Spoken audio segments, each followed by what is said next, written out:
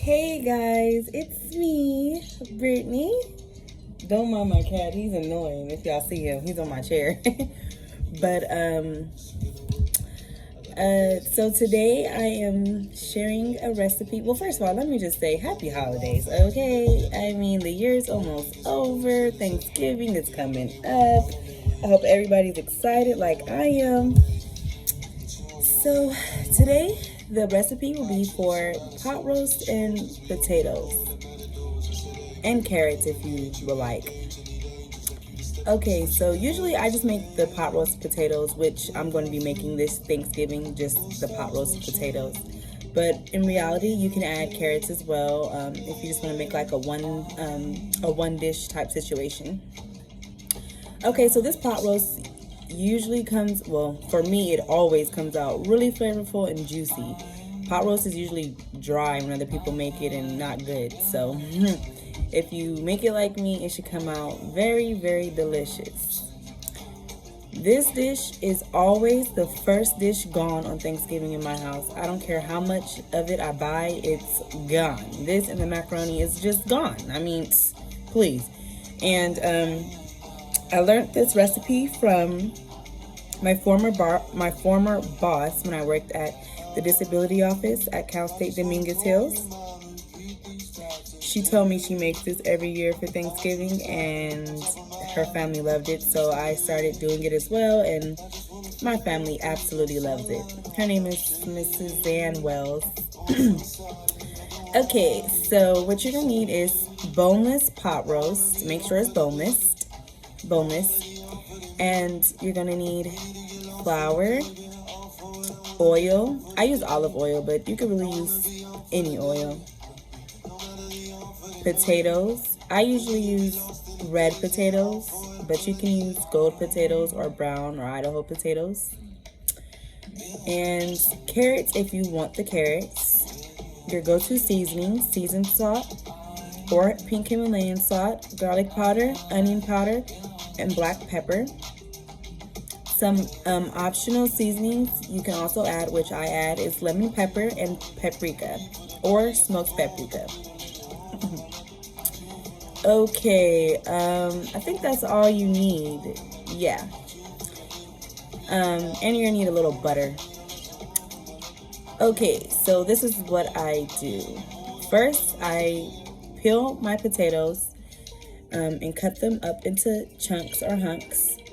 If that's only if you buy the regular size or bigger size potatoes. But if you buy the little baby potatoes that come in a bag, you don't have to peel them. You can just rinse them off and put them directly in the pan you will be cooking your food in. Otherwise, you gotta do like me and peel the potato and cut it into chunks. Then you put it, you rinse it off and you put it in your pan. So this recipe is usually for a small tray of pot roast. Don't mind my cat if y'all see him jumping on my chair and stuff. But this is usually for the small pan, like, the aluminum pan you see in the stores, like the 9-inch pan. I believe that's 9-inch. Don't get me to, come on now, y'all. I don't look at the inches on the on the pan, but it's that small square one. So so I put my potatoes, and I usually cut up 6 to 8 potatoes because people just love potatoes in my house. And you include your potatoes in the pan, and you can cut up about 4 to 5 carrots if you're using those. If you're using those regular carrots that have the leaf at the top, like the ones the bunny eats, then you cut them up into like quarter size hunks, making it hunks. So you would use 4 or 5 of those, or you can use the baby baby carrots that come in the bag. And if you use that, you can use 1 or 2 bags. You put it in the pan along with your potatoes. You season it with your go-to seasonings, which is seasoned salt or pink salt, garlic powder, onion powder, and black pepper. You pour a little bit of water at the bottom of the pan just so that they're not dry. And make sure when you pour the water, you're pouring it on the edges, not trying to wipe off the seasonings. If you pour the water right on top of the potatoes and carrots, you will be wiping away the seasoning. So just pour it in on the edges, around the potatoes and carrots. You only want to put a little bit at the bottom, not submerging the carrots and potatoes in the water, but covering them halfway, about halfway. Then you're gonna put about half a stick of butter. So you can cut it up into 2 or 3 hunks, like, you know, putting it in different spots in the pan, because it will melt when you put it in the oven. Then you place the carrots and potatoes in the oven on 400 degrees Fahrenheit for about 30 or 40 minutes while we prepare and brown the pot roast. Okay, so once you put the potatoes and carrots in the oven, then we will tend to our pot roast while it's cooking. So the pot roast is boneless, like I told you guys before, and it's usually one big piece. You're gonna cut your one big piece into about 4 to 6 pieces. You want the pieces to be pretty big, as if you was gonna give each person one piece of pot roast. Once you cut your pot roast, then you season it heavily with your onion powder, garlic powder, and paprika. If you have smoked paprika, you can use that. If you have both, use both. Don't play these games, okay?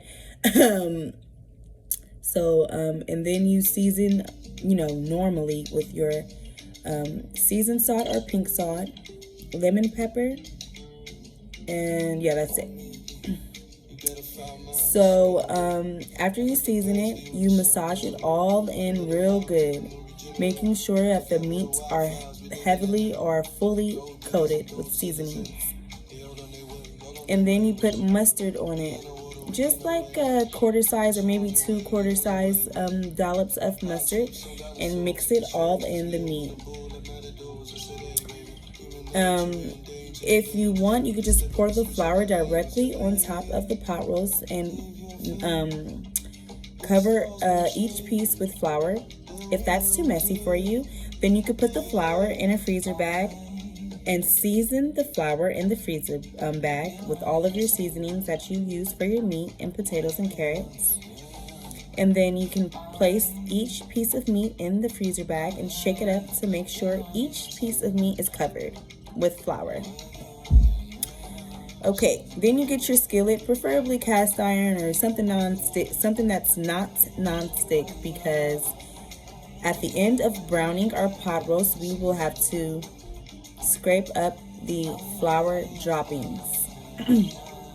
Okay, so you put your oil in the skillet, and enough just to cover the pot roast halfway. You do not want to submerge your pot roast. Once it's hot, you place your meat inside, your pot roast inside the skillet, and let it cook on both sides for approximately 20 to 30 minutes on medium heat. Pot roast is really thick, so you want to make sure you are not cooking it too fast. So both sides, after browning it, should look really, really crusty. It should look kind of burnt on both sides, really. But your pot roast is not going to be done at all. So the purpose of this part is just to brown it and to create our gravy.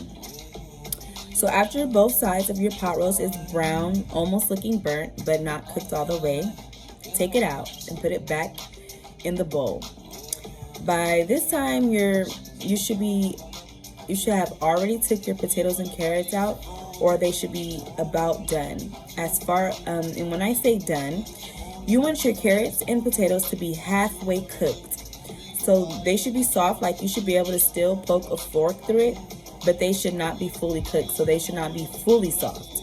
You want it to still have some firmness and hardness to the carrots and potatoes. It's very important to make sure you do not fully cook the potatoes and carrots.